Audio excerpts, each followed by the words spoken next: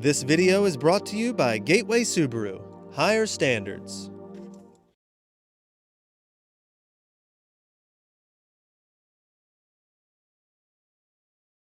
Outdoors Delmarva covers everything outdoors, including real hunting and fishing situations involving wildlife. we do our best each and every week to keep it tasteful, but discretion is advised. Now, enjoy the show. This is Outdoors Delmarva, presented by Gateway Subaru. Higher standards. This week on the show. Shooting hours is any time. We head to Crisfield, Maryland to set sights on waterfowl for a duck hunt in the marsh. Find out if 4 shotguns are enough to take down these fast-flying birds. Plus, we're taking some of that tautog we caught a few weeks ago from the boat to the kitchen to prepare a trio of hearty dishes guaranteed to warm you up in the cold winter months. And Maryland rifle season is finally here, but will it start with a bang? Right now on Outdoors Delmarva.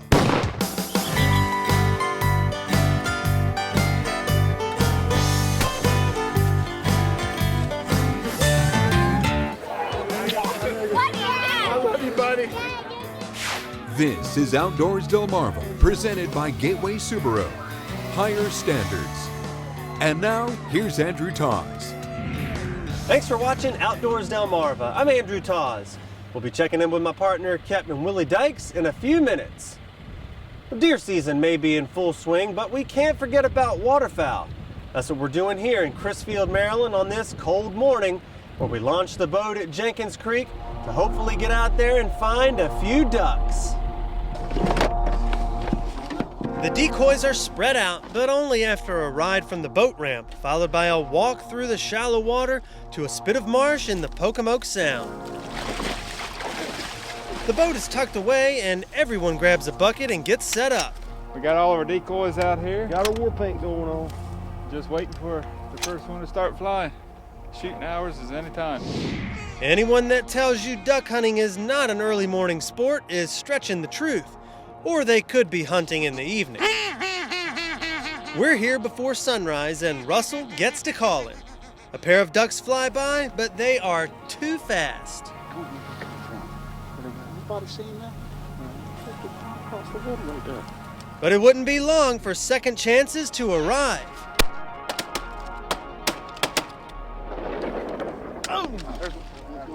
And we got to keep our eyes open as these birds are coming in low and fast. There's no dog to retrieve, so Steve Pilkerton heads out into the shallows, bringing back a pair of green-winged teal. With the sun coming up, we are able to see flocks of ducks flying around, and these guys are hoping the decoys will lure them in. Everyone is keeping an eye out, but when it comes to ducks, you never know when you'll see them.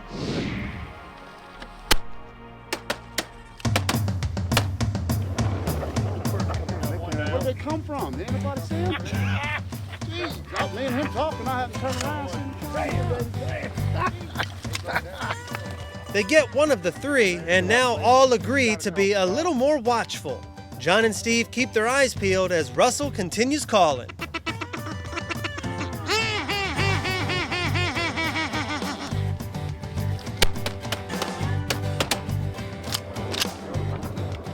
A trio of buffleheads comes through, and with speed as their advantage, 2 are able to get away. More ducks fly overhead as Russell and John retrieve, this time taking the boat. But when it comes to duck hunting, we keep finding out that you always need to be on your toes. Well, we didn't see 2 ducks fly right on by. What are you talking about? Nothing just happened. Didn't see anything. Nothing just happened. As we check out the latest group of ducks, Steve takes another one out.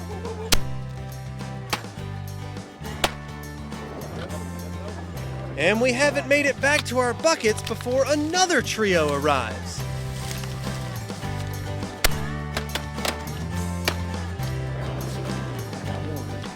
Morning's been great. We got 1, 2, 3 out there right now. 1, 2, 3, 4 here in the blind. Been a good morning so far. All the fun and duck hunting. There are large flocks to the south that never quite make their way to our strip of marsh. but stragglers keep soaring in. Hey, got him that one.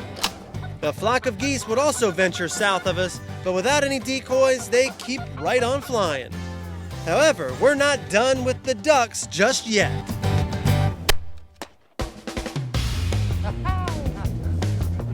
I can't believe he came back around. Coming right at you, Wes. Coming right at you, Wes.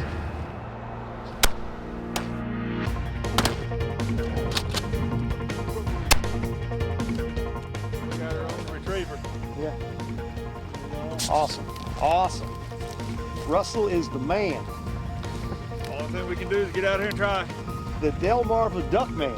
Right here. We pack up and leave our strip of marsh, and all are happy they were able to experience a good old Somerset County duck hunt. First time duck hunting like this in the marsh, and it was an interesting experience. Definitely want to do it again. And with ducks lined up like this, you can see why. Although the weather had the Delmarva duck man a little concerned. I was very worried. It's a bluebird day. Really no wind, open sun. Not a good day for ducking, but we had a good turnout. We really did. Get outdoors, Delmarva. Coming up next, we take Tog from the boat to the kitchen to cook up a few mouth-watering dishes, guaranteed to keep you warm this winter. But first, did you know? During their breeding season, bufflehead ducks will nest in cavities dug into trees. However, these cavities are not created by the duck. What type of birds usually dig the cavities in trees that the buffleheads nest in? The answer when we come back. You're watching Outdoors Delmarva, presented by Gateway Subaru. Higher standards. Sponsored by Shooter's Choice, Shorts Marine, Sean Mann Outdoors, Goody's Marine, and Wink Sporting Goods. Outdoors Delmarva will be right back.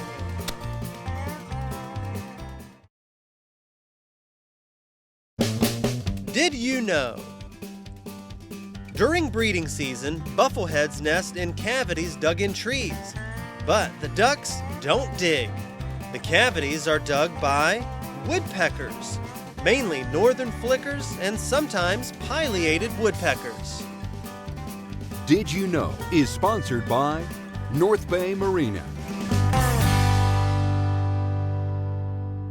Recently we had a tog fishing trip out in the Delaware Bay aboard the Little Angler 2, and today we're here with Captain Bryan, who's going to show us a couple of ways to prepare it.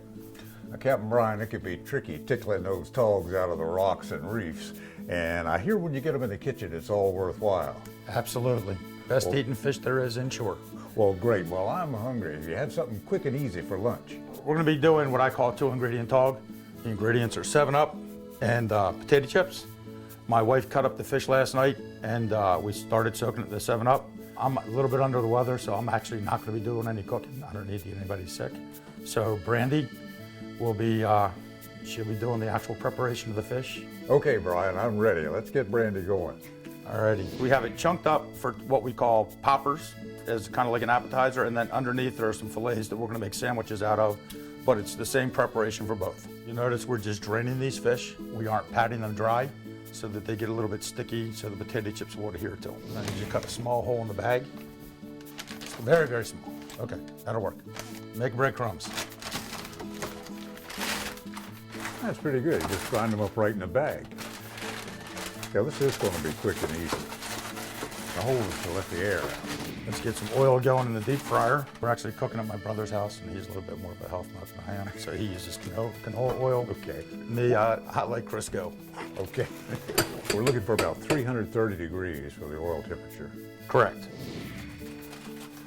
The salt on these potato chips offset the sweetness of the 7-Up. Great. And I also like them because they're a little thicker and crunchier. I use my hands for mixing this at home. If you pick a piece up, you can see how the potato chips kind of stick to it. Hey, Bryan, how long do you keep it in, and how do you know when they're done? keep it until it looks right. Okay. There has to be some kind of quality control here.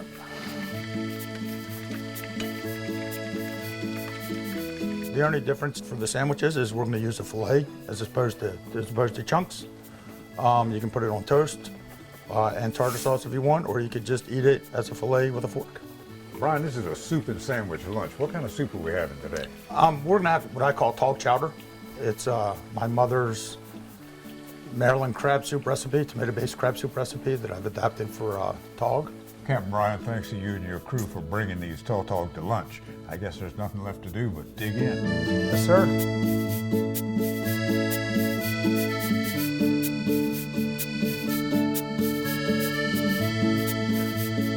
It's so good. So good. Excuse the boarding house reach. Where does the smoky flavor come from? Probably You say put bacon? Bacon.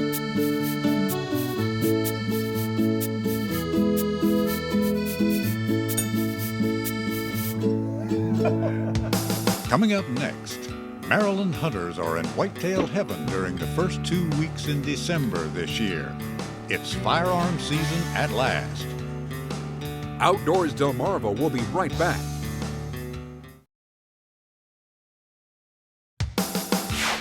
You're watching Outdoors Delmarva, presented by Gateway Subaru. Higher standards. For Maryland hunters, this is the most exciting time of year. It's firearm season for deer. And when we got a call to go on a hunt from some members of the West Side Hunting Club near Tyaskin, Maryland, we couldn't resist the opportunity to tag along. Take time off from work to go deer hunting. It's an annual ritual. The invitation came from Pat Tobat and Bryan Catlin, frequent contributors to Outdoors Delmarva. West side of Somerset County, property about 2,000 acres, give or take. Private property leased, about 20 members, something like that. Pretty decent property. There's days we'll go back in there, there'll only be 1 or 2, it might be 10, might be 12. Very seldom to ever see everybody all at the same time. So, yeah, but it's potluck, you know. Either a good night or a bad night. We all had them. It's a short drive to the location the club leases for hunting, and we're already seeing signs that hunters are taking to the woods on this second of the 2-week rifle season for whitetail. This is the same spot where Pat and his niece Liz were so successful during the youth hunt, in which Liz took a doe. Nice shot, baby. Nice shot. Did you see that? Nice shot, sweetie. It went right down.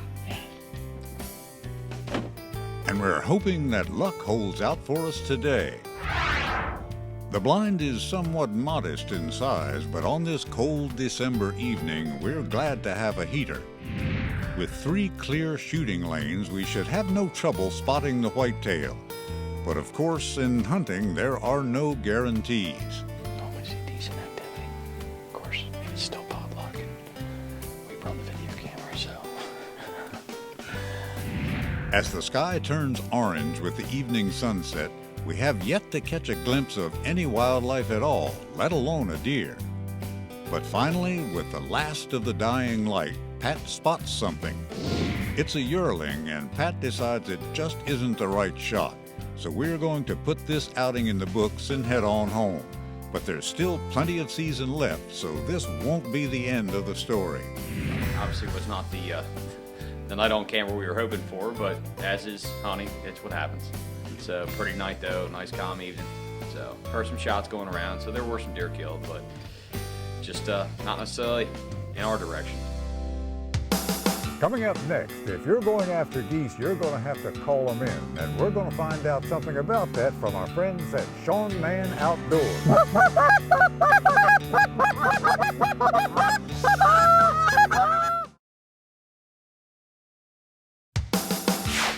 You're watching Outdoors Delmarva, presented by Gateway Subaru. Higher standards.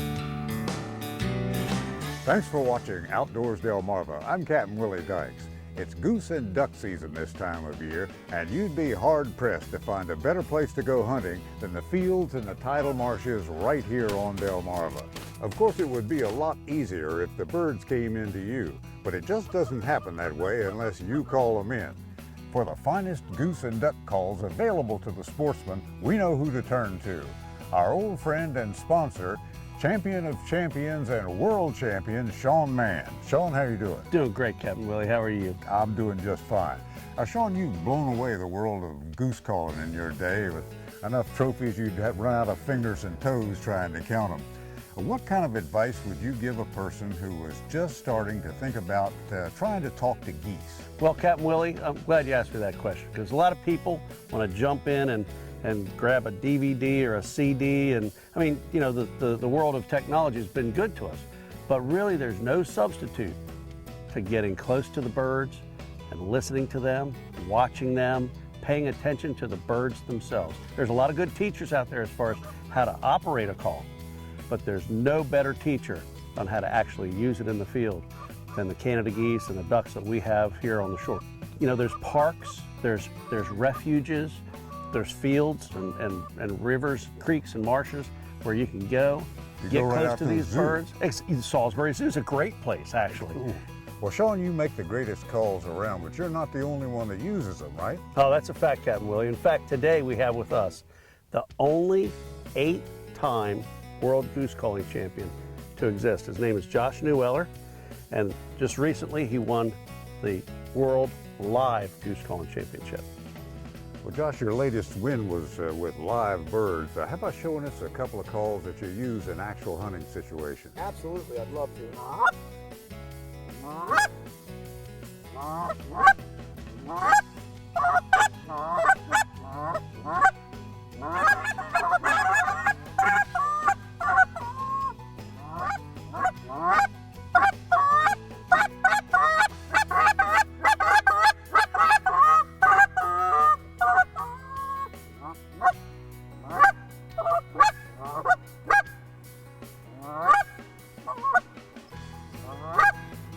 You know, he's kind of like the Jimi Hendrix of the goose call. He's paved a lot of new roads that people are walking down, and people think that hunting geese is taking a shot at them at 40 yards and Josh has them land right in front of them.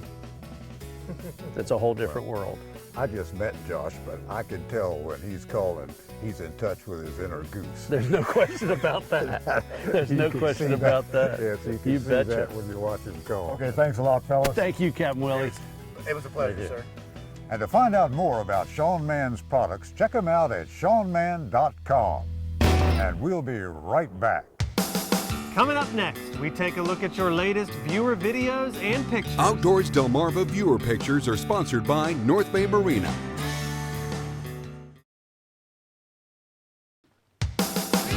You're watching Outdoors Delmarva, presented by Gateway Subaru. Higher standards. Sponsored by Shooter's Choice, Shorts Marine, Sean Mann Outdoors, Goody's Marine, and Wink Sporting Goods.